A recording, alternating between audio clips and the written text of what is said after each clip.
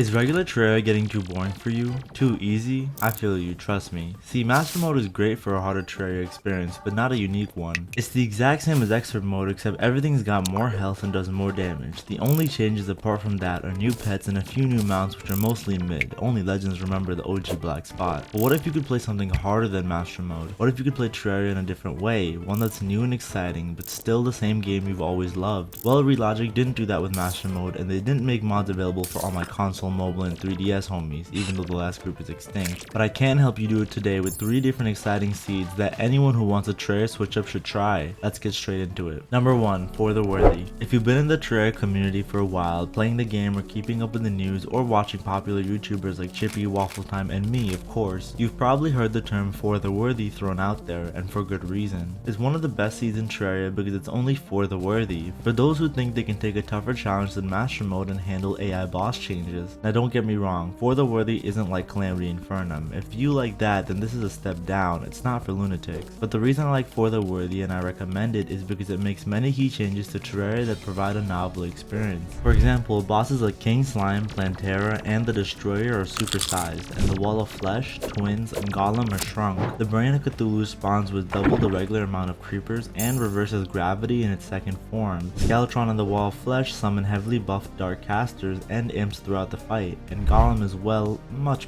harder. These are just a few of the boss changes, not to mention the hundreds of other changes like the Demolitionist replacing the guide as the starting NPC, many water pools being replaced with lava, a triple the size jungle temple, and trees literally dropping bombs. Here's an example of a small For the Worthy world. As you can see, the jungle temple and glowing mushroom bombs are huge. Spider nests are absolutely everywhere. There's lava pools scattered across the surface and underground layers, floating islands are all corrupted, and more. For a full list of all changes, check out the link in the description. I'd go over all of them, but that'd be a long video. Now to create a For the Worthy world, put For the Worthy as a seed and that's it. You should see some retarded language pop up and that's how you know you've done it right. Oh, and I almost forgot, if you play For the Worthy in Master Mode simultaneously, you'll be in Legendary Mode, which is a real thing. Number 2, Don't Dig Up. This world flips the Terraria world, but not literally. Let me show you how. Instead of spawning on the surface with the guide, you'll spawn in the middle of a massive underworld island with a tax collector who's useless since no NPCs have moved in yet. The island you spawn on has ash trees for wood so that you can at least build a house, but contains no hellstone. And you might think about building a house on the surface, but think again, the sun never rises and the surface is completely covered in the evil biome of your world with very high spawn rates and lava pools. Going there in the beginning is not a bright idea. Some regular enemies like the Eater of Souls are also huge and scary. This is not a place where you want to live. Here's an example of a medium Don't Dig Up world. As you can see, there's a huge island in the center of the underworld where you spawn. The surface including the floating islands are totally corrupted. The jungle reaches all the way down to the underworld, and there's a thin but long strip of glowing mushroom bomb across the top of the underworld. This seed is great for a difficulty increase, although it doesn't give as much of an increase as For the Worthy. Instead, Don't Dig Up emphasizes a novel way to explore the world, and it's arguably a more novel Terraria experience than For the Worthy. So if Master Mode is already hard enough for you, try this seed instead. To create this world, type Don't Dig Up into your seed box and it should be a normal loading bar. Once again, the list of changes this seed brings to the table would take hours to discuss, so I've put a link to the whole list of changes in the description. And lastly, number 3, Get Fixed Boy. You've probably heard of this one too. It's also referred to as the Everything or Zenith seed, and for a good reason. It's by far the craziest and most insane seed in Terraria, the ultimate challenge. Why, you ask? It mixes the effects of the next 7 most popular seeds: the Drunk seed, Not the Bees, For the Worthy, Celebration MK10, The Constant, No Traps, and Don't Dig Up. So literally the last 2 seeds I mentioned, For the Worthy and Don't Dig Up, combined and then all put on crack with a bunch of other effects. This seed is where you'll also find the exclusive Medusa boss, which replaces the mechanical bosses in progression. Here's a map view of a medium Get Fixed Boy world. As you can see, there's the same entirely evil covered surface and underworld island from the Don't Dig Up seed. This is where you spawn in this seed too.